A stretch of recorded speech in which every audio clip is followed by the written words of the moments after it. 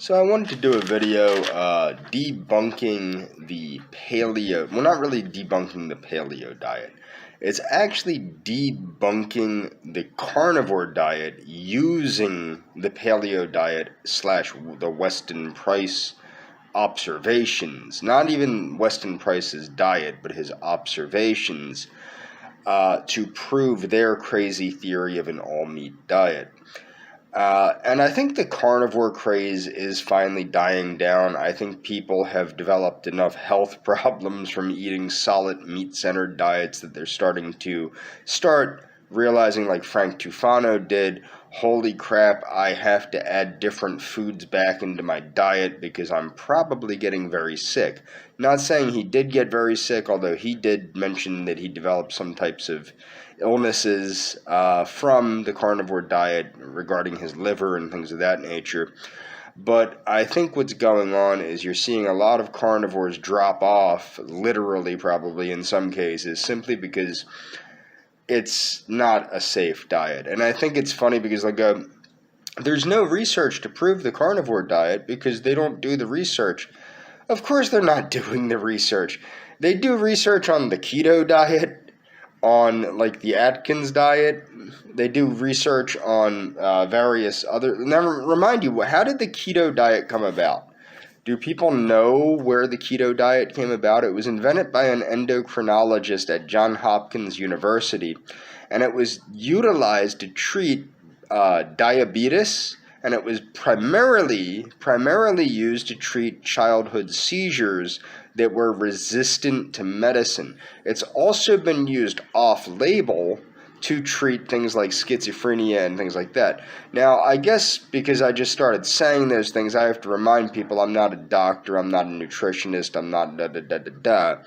Don't take medical advice from me, don't take medical advice from people on YouTube. That would be a very stupid thing to do. But no, this is not a video, this is not medical advice. This is just going to be a comparison of three major diets, which are a chimp's diet, a gorilla's diet, and a hunter-gatherer's diet, okay? And you will see how these differ when compared to something like the carnivore diet, because the carnivore diet is not, nobody eats a carnivore diet in a state of nature. Okay, so one thing that I want to point out with the people that are using Weston Price to prove their theories, the Weston Price Foundation does not actually revolve around the observations of Weston Price. They just kind of make stuff up as they go along. But let's keep in mind that Weston Price primarily studied agrarian people. Some of the foods that were eaten that he mentioned were whole grain products, particularly rye and oats. And I'm going to leave a link to a video where this is all in the video. It's a documentary. Okay, so particularly rye and oats, dairy, and vegetables were all consumed by at least three groups of people that he studied, which were the Swiss and the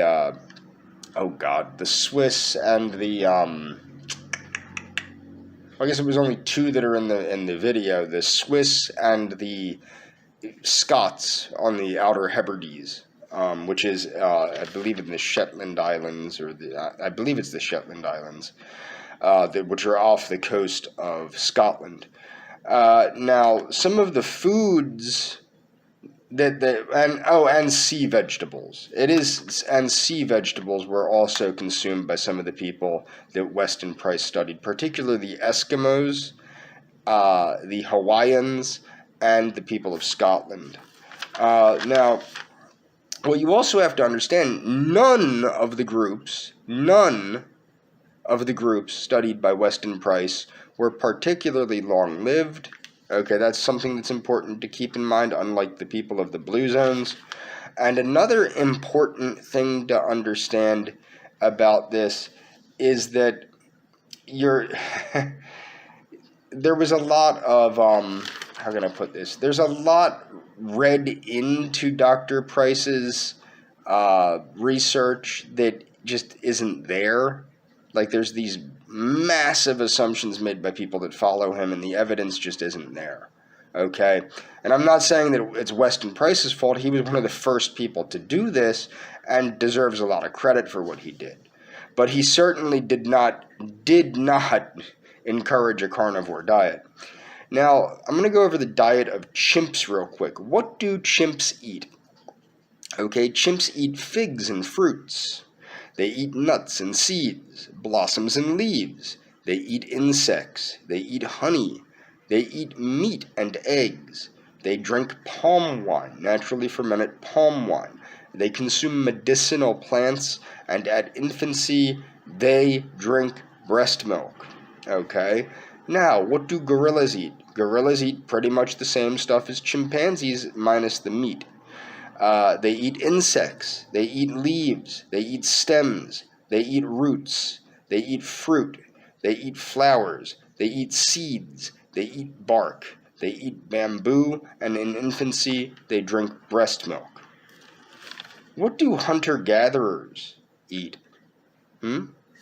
Hunter-gatherers eat above-ground vegetables, roots, fruit, meat, fish, insects, medicinal plants, whole grains where available, and also fungi, and in infancy, breast milk. You will see all three of these diets. Now, you might go, wait, people don't eat bark. What's cinnamon? And also, yes, there are people that would make bark tea and birch. There's different ways to consume things. And this is why cooking and preparation of food is extremely important to humans. But you will see that all three of those diets, I forgot to mention eggs in the hunter-gatherer diet, but you will see that all three of those diets are virtually the same. And people might go, well, people don't eat insects. What are you saying, people eat insects? Hunter-gathering groups, particularly in Australia and in Africa and in Asia, as anybody that's watched Bizarre Foods will tell you, do make use of insects quite frequently. Another popular cuisine that is actually popular, although we don't consume the insects in the United States, but Mexican cuisine and Guatemalan cuisine and different Mayan cuisines and Aztec cuisines of the Central American region, they regularly consume insects as part of their diet. Now in the United States, even though we consume a lot of Mexican food, we do not tend to consume insects, but it is available at some more Mexican-y kind of places. Now, I want to talk about the myth of the lack of variety in foods that people eat. This is a common misconception that, because of agriculture, we lack variety. And this may have been moderately true, although I would say it was moderately true in regions of the world that were isolated, such as in Europe and places like that. But what people don't understand, most agrarian people also supplemented particularly primitive agrarian people. I know this because my family, my grandfather's family, were primitive agrarian people. You supplemented your diet, and to this day, primitive agrarian people and even modern agrarian people do this. I mean, who remembers? Maybe not too many people, but I remember picking wild raspberries as a kid, and that was in Bucks County, Pennsylvania. So I mean, and I mean that's common, especially on farms. People regularly forage for things like lamb's lettuce and berries and even acorns. Some people still make acorn bread and things of that nature that live on modern farms, although being that the industrial farms are taking over, it's less common because you have huge operations now that are less family owned. But there are still plenty of family farms. But the other thing is there are, as noted in the links in the description, I wrote these down, so people please check these out. 200 varieties of potato just in the United States. 200 varieties of potato, okay? Numerous tomatoes, like numerous varieties of tomato, eggplants, peppers, and greens, okay? Various grains, oats, wheat, barley, emmer, buckwheat. These things are all grown just in the United States. That's what you have to keep in mind. And well over probably 100 varieties of beans, but I found 13 varieties of beans. But I know just from growing beans that there's well over 100 varieties of beans grown in the United States. You can just go to the Hispanic section of your local grocery store and look at the various beans. You'll probably find over 30 different kinds of dried beans just in the Hispanic section of your local supermarket. Okay? That's a lot of beans. And then the other thing that you have to understand is that we are also having an influx of imported tropical fruits from different parts of the world, like Oceania and South America, places like that. The other thing that you need to keep in mind is this myth of a lack of variety is caused by poor choices. I remember watching I think it was a Vice documentary on food deserts, and they were claiming, and now I'm not for food deserts, and this is why I support urban agriculture and hydroponic farming in the urban environment and turning the cities into gigantic farms. You don't need that many gigantic farms in the city to provide fresh local produce to the whole city. But the thing is, there's they claim, oh, I can't get vegetables because I only have fast food. Pretty much every fast food place you go to, again, this is poor choices. I know this because these are the choices I've had to make as somebody that has had to eat fast food. You can go to Taco Bell and get a bean burrito. You don't have to get a triple chicken chalupa Crunchwrap Supreme or a Doritos Los Nochos tacos or anything like that. You can get a bean burrito or a black bean burrito with guacamole, or a black bean burrito with tomatoes and guacamole, or what have you. You can get things like that at Taco Bell. At Kentucky Fried Chicken, you can get side dishes, you can get mashed potatoes, you can get green beans, you can get corn, you can get, and I'm not even saying exclude the meat. I'm just saying not everything has to be meat, okay? So when you go to Boston Market, you can get a variety of different vegetables. When you go to McDonald's or Burger King, of course, you can get a salad. When you go to Wendy's or Arby's, you can get a baked potato. You can get a chili with beans in it. You can get various things that, people are claiming, oh, you can't get vegetables in the ghetto. Even if, and that's a big if, but even if there is no access to fresh produce, and I've been to parts of Philly where there is a legitimate food desert situation, and the thing is, why? Why is there a legitimate food desert situation? People don't want to open a shop that's not going to turn a profit because they're getting robbed several times a day, I should say. So it's not worth somebody's life to open up a business in some of these neighborhoods when they can open them up in the next neighborhood over, which is not accessible to the people in the other neighborhood because they don't have a vehicle. But it's safer for the person opening up these businesses. I remember during the Baltimore riots, everybody was upset because they finally tricked CVS into opening up a pharmacy in that part of Baltimore, and then during the riots, they burnt down the CVS, ransacked it, and everything else. Well, why didn't CVS want to open up in that part of Baltimore? I wonder why. I mean, come on now. And that's the whole thing. But my point is this idea that we lack variety in our diet because of agriculture is complete baloney. If anything, we have more variety, we have easier to digest foods, and we have less poisonous foods because of agriculture. And that's what people miss, I think.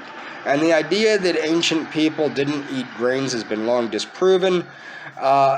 In my one video where I think it was called The Dietary Wisdom of the Great Apes, I'll put a link in the description, somebody said we can't live off of the diet of the apes.